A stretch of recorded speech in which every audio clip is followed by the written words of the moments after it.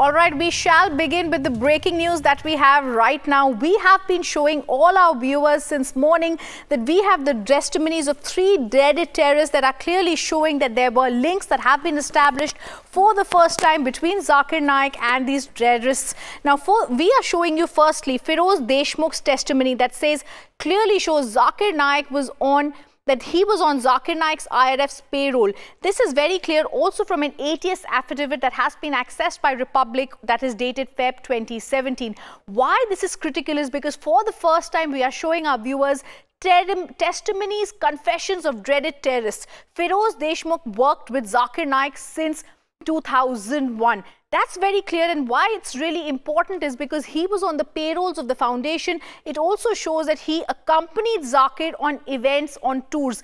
This is very clear to establish that one of the first terrorists we are talking about used to go on tours with Zakir Naik. He gets in touch with terror recruiter.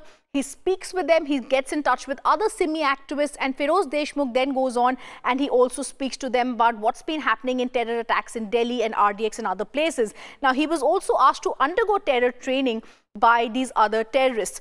We're also showing for the first time that the terror accused in fake Indian currency cases are also people who were getting training in Zakir Naik's foundation, the IRF foundation. This is so critical because Azharul, his name is Azharul, his confession clearly shows he went to Bangladesh. He's been accused in the ATS case that's been charged under UAPA. He's also very clearly got training in Bangladesh. He says, I was under the influence of Zakir Naik's foundation. I was seeing conversion happening there. In his confession that has been accessed by Republic, it also says, I attended religious programs by Zakir Naik. The point we are trying to make is under the roof of Zakir Naik's IRF foundation, there were these people who got training. Now, also they were influenced by Zakir Naik's headquarters in Dongri. Very clearly, the second dreaded terrorist we're talking about also says, I was influenced and in touch with the first terrorist we are talking about. The third terrorist, the German bakery blast accused, he's also been linked to Zakir Naik. The confession that has been accessed by Republic of the German bakery blast accused case that is also there in the ATS's affidavit very clearly shows that when that German bakery blast happened in 2010, 7 days before that, there was also a CD that had been purchased during the recce phase. What this means is when he was buying explosives, when he was buying bomb blast, when they were doing a recce of which site to have that particular bomb blast in, even at that time, he was buying CDs of Zakir Naik just before the blast. These dreaded terrorists, these confessions clearly prove just one thing. Not only did they meet under Dongri Chawl, done in Dongri, in IRF headquarters of Zakir Naik's foundation, but also the Zakir CD that had been purchased was a part of the recce plan. It also proves all these terrorists together combined used to meet at Zakir Naik's foundation, at headquarters of Zakir Naik. Questions to Zakir Naik that are going unanswered. He refuses to come on Republic. We've been asking him for the longest time to answer first on Conversion Factory and the other affidavits and the other explosive exposes that we've done on him. But Zakir Naik is quiet. He doesn't want to speak up on what has to be spoken.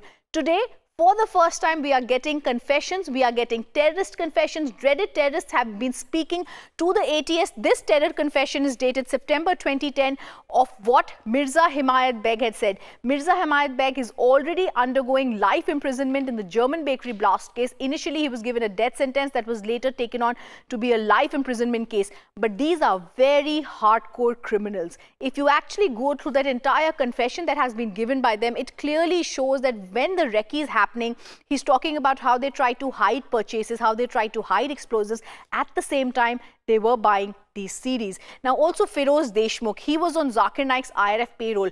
This is the first person we are talking about, the first dreaded terrorist. He was not only sitting with Zakir Naik, the library in which he was, that was also there. Now, remember, he used to work with Zakir Naik since 2001. This is so critical because what we are trying to establish here is 16 years ago, when this entire thing was happening, 16 years when no one knew what was happening under Zakir Naik's foundation at the library, all these terrorists were meeting. What is so critical to mention is Feroz Deshmukh was meeting Raheel.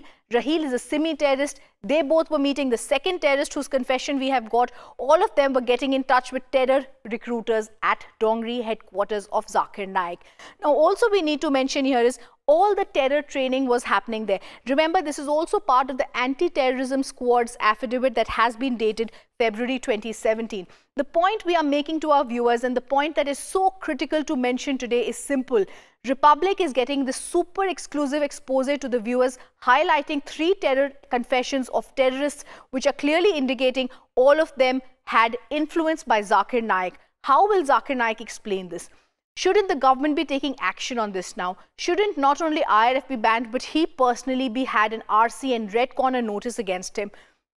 Mirza Himayat Beg is the 3rd German bakery blast terrorist whom we are talking about. He's an accused in the cases. He's clearly undergoing life imprisonment, and he says, and you know, the way he talks about this, it is so shocking.